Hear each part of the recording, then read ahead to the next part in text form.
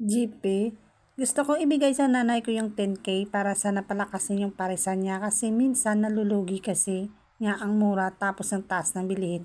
Kaya gusto ko rin makatulong sa parisan ni mama kasi isa yun sa source of income namin.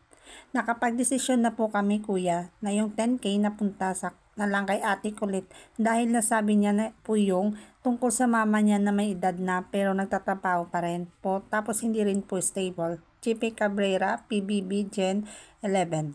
Selfless JP, he's so kind-hearted. Inisip niya kailangan niya pero mas kailangan ni kulit. Kulit. Kuya, pwedeng hatiin na lang tig 5K. Grabe kayong dalawa.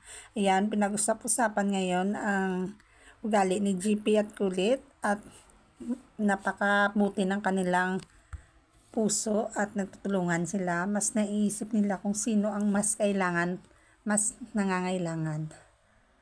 Sana ay tularan nito ng ibang mga kabataan.